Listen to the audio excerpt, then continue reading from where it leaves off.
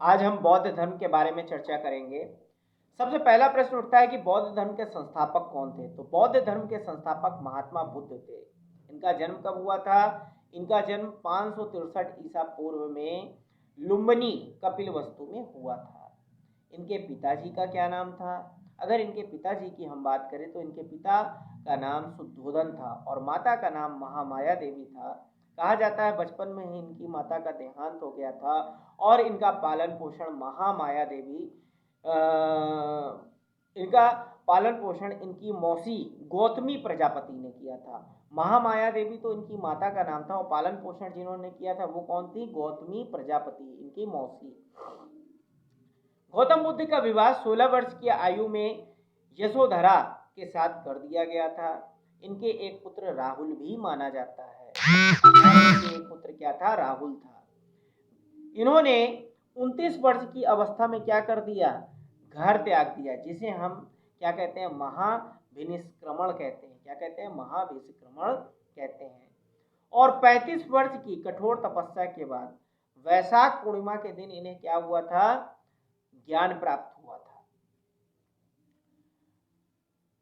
अगर हम बात करें इन्हें ज्ञान कहां पर प्राप्त हुआ, तो इनको ज्ञान बोध गया में प्राप्त हुआ। कहां पर? बोध गया, बिहार। और घटना क्या थी? संबोधि। और किस वृक्ष के नीचे इनको ज्ञान प्राप्त हुआ था? वो था पीपल का वृक्ष, जिसे हम बोधि वृक्ष के नाम से भी जानते हैं। जब इनको ज्ञान प्राप्त हो गया तो इन्होंने पहला उपदेश, अपना सबसे पहला उपदेश सारनाथ में दिया था। कहाँ दिया था? सारनाथ में। और जब इन्होंने सारनाथ में अपना पहला उपदेश दिया था तो इसी को क्या कहा जाता है? धर्म चक्र प्रवर्तन के नाम से भी जाना जाता है। इनकी मृत्यु कब हुई? इनकी मृत्यु 483 ईसा पूर्व में मानी जाती है।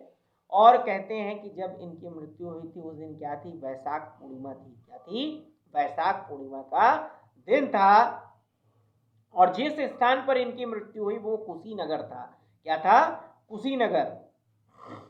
और इनके जीवन के बारे में कहा जाता है जब इनका जन्म हुआ था तभी ज्योतिषियों ने भविष्यवाणी कर दी थी इनके पिता से कि इनको क्या करना है? दुख से हमेशा दूर रखना है, दुख या सांसारिक मोह माया से दूर रखना है, नहीं तो क्या होगा? ये क्या हो जाएंगे? सन्यासी हो जाएंगे। अतः इनके पिता ने बचपन से इनको क्या किया था? समाज से अलग कर रखा था, सदैव सुख में ही रखा था, इनको दुख कभी दिखाया ही नहीं था। लेकिन एक बार क्या हुआ? इन्हें बाहर के बारे में क्या हुआ? जानने की इच्छा हुई तो इन्होंने भेष बदल करके बाहर निकले तो इनको क्या हुआ? मृत्यु के बारे में पता चला, दुख के बारे में पता चला, कष्टों के बारे में पता चला और इनको पता चला कि संसार क्या है? दुखों से भरा हुआ है। तभी इन्होंने क्या किया था? जो है घर का त्याग कर दिया था। और अगर हम बात करते हैं बौद्ध धर्म में कुछ प्रतीक माने जाते हैं जो बहुत ही महत्वपूर्ण है। जैसे मृत्यु के लिए किसको माना जाता है? मृत्यु के लिए स्तूप को माना जाता है। ज्ञान के लिए पीपल के वृक्ष को माना जाता है। जन्म के लिए कमल एवं साण को माना जाता है। और इसके बाद आपका निर्माण के लिए पद चिन्ह को माना जाता है। और जब घर त्याग किया गया तो इसके लिए जो स्वप्न था वो क्या था? घोड़ा। घोड़ा को माना जाता है। अगर हम बौद्ध धर्म के अष्टांगिक मार्ग की चर्चा करें जो कि बहुत ही महत्वपूर्ण है तो वो है सम्यक दृष्टि। क्या है? सम्यक दृष्टि, सम्यक वाणी, सम्यक संकल्प, सम्यक व्यायाम, सम्यक आजीव, सम्यक स्मृति और सम्यक कर्म, सम्यक समाधि। मतलब सम्यक दृष्टि, सम्यक वाणी, सम्यक संकल्प, सम्यक व्यायाम, सम्यक आजीव, सम्यक स्मृति, सम्यक कर्म और सम्यक समाधि। ये क्या है? अष्टांगिक मार्ग है जो बौद्ध धर्म में बताए गए हैं। कई बौद्ध संगतियां हुई जिसमें हम सबसे पहले जान लेते हैं कौन सी बौद्ध संगति कहां पर हुई। प्रथम बौद्ध संगति कब हुई थी? वो हुई थी राजगृह में हुई थी। कब हुई थी? 483 ईसा पूर्व में हुई थी। और किसके समय में हुई थी? अजात शत्रु के समय में हुई थी। कई बार पूछा जाता है। द्वितीय बौद्ध संगति कब हुई थी? वैशाली में हुई थी। और ये हुई थी आपकी काला अशोक के समय में। मतलब पहली अजात शत्रु के समय में हुई थी, दूसरी बौद्ध संगति काला अशोक के समय में कहां पर हुई?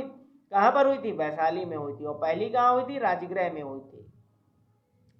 जो तीसरी बौद्ध संगति हुई थी वो पाटलिपुत्र, जिसे पटना के नाम से वर्तमान में जानते हैं, वहां पर हुई थी और अशोक के समय में हुई थी।